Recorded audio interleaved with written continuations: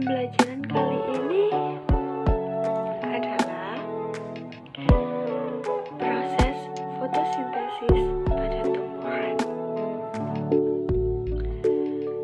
Di sini ada yang tahu kah? Apa itu proses fotosintesis pada tumbuhan?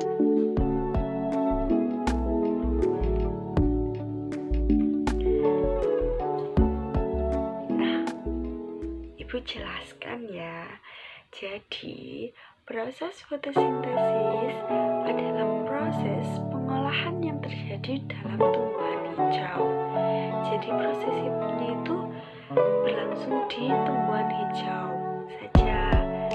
Soalnya kalau tumbuhan yang kering atau yang daunnya tidak hijau itu belum tentu ada klorofil. Jadi setiap tumbuhan hijau memiliki klorofil. Nah, di klorofil ini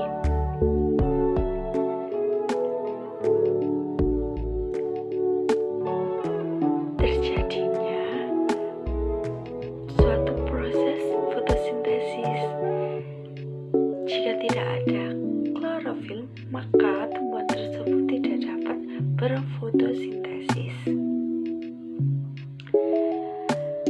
Setelah itu, proses fotosintesis agar dapat berjalan dengan lancar, maka dibutuhkan bahan-bahan yang beragam.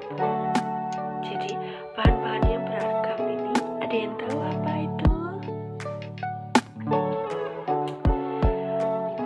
Nah, bahan-bahan beragam ini antara lain air atau H2O, terus gas karbon dioksida atau CO2. Setelah itu sinar matahari dan juga unsur hara yang ada di dalam tanah. Jadi kayak yang di dalam tanah ini seperti air atau zat-zat apapun yang ada di dalam tanah ini nanti akan diangkut oleh batang atau awalnya juga dari akar ke batang lalu disalurkan ke daun dan diproses fotosintesis seperti itu. Nah,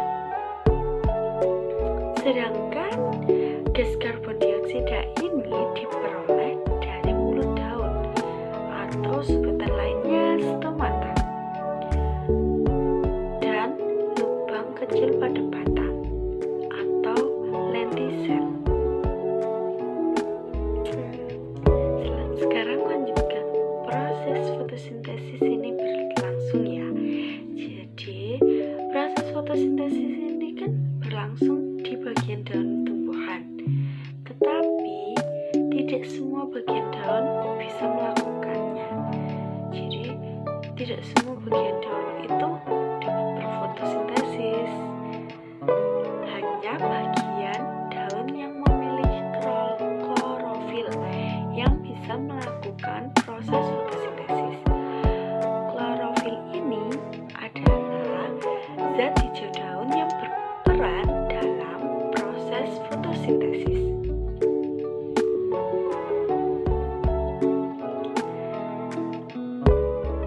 Klorofil ini berperan sebagai mengikat sinar matahari selama fotosintesis berlangsung. Hal ini karena sinar matahari bisa mengubah air dan gas karbon dioksida.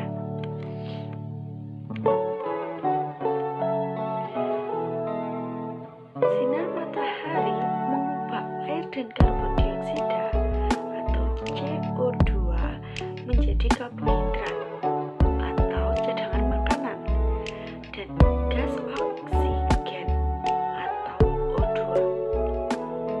Setelah proses fotosintesis selesai, karbohidrat segera diedarkan ke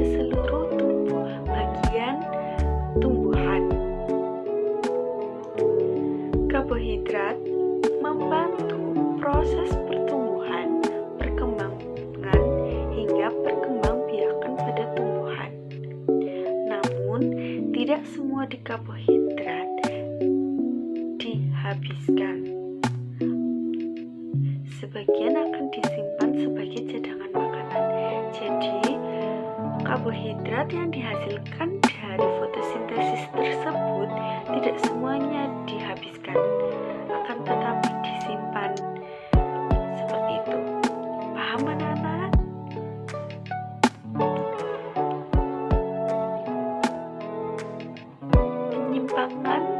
Penyimpanan cadangan makanan. Cadangan makanan hasil fotosintesis bisa disimpan bagian tubuh tertentu. Penggunaan cadangan makanan ini bila bahan-bahan di dalam tanah mulai menipis. Berikut ini adalah contoh tumbuhan hijau yang menyimpan cadangan makanannya di bagian tubuhnya, yaitu 1. Kentang, singkong, dan ketela menyimpan cadangan makanan di bagian umbinya. 2.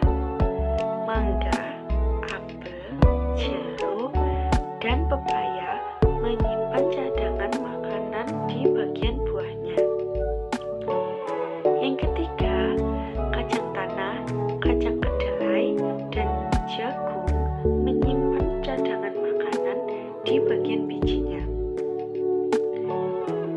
Yang keempat, tanaman tebu dan sagu menyimpan cadangan makanan di bagian batangnya. Jadi seperti ini dari media yang ibu buat. Jadi pertama-tama pohon menyerap sinar matahari dan juga karbon dioksida melalui stomata dan lentisel atau bagian kecil dari batang. Sedangkan sinar matahari ini diserap oleh klorofil, tempat proses berlangsungnya fotosintesis. Sedangkan air diserap oleh akar dan disalurkan ke batang lalu menuju ke daun. Setelah klorofil melakukan fotosintesis dan menghasilkan oksigen, dan jangan lupa juga menghasilkan karbohidrat. Karbohidrat ini disebarkan ke seluruh tubuh bagian tumbuhan, akan tetapi juga disisa untuk sebagian jika nanti tumbuhan memerlukan cadangan makanan tersebut.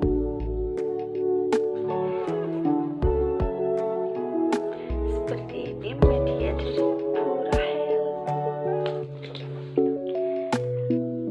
Nah, apakah kalian sudah paham dengan penjelasan materi dari Burahel? Jika sudah, Ibu akan menutup materi hari ini.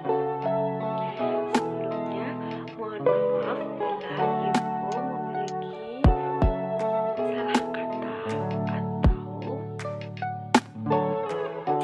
salah yang tidak disengaja maupun disengaja.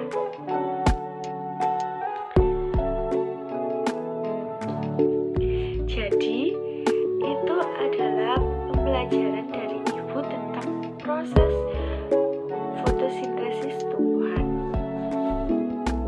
Bagaimana?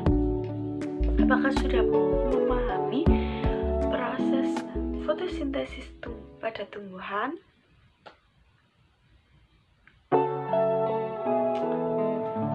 Jadi kesimpulannya adalah sinar matahari diserap oleh klorofil dan juga karbon dioksida diserap oleh stomata dan lentisel, disalurkan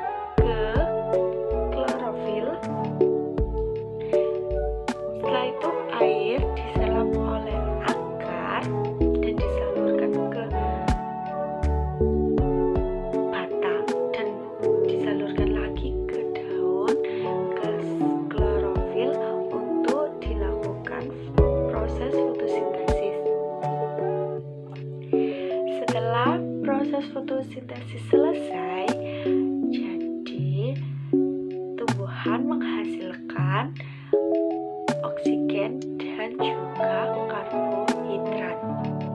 Nah, karbohidrat ini disalurkan ke seluruh tubuh, akan tetapi tidak langsung dihabiskan. Jadi disisa untuk cadangan makanan selanjutnya.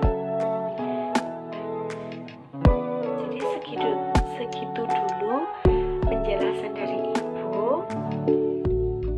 Sekian, terima kasih. Wassalamualaikum. Jadi segitu dulu penjelasan dari Ibu. Bila ada salah kata, Ibu mohon maaf. Sebelum Ibu mengakhiri pembelajaran hari ini, sebaiknya kita berdoa terlebih dahulu. Berdoa dimulai.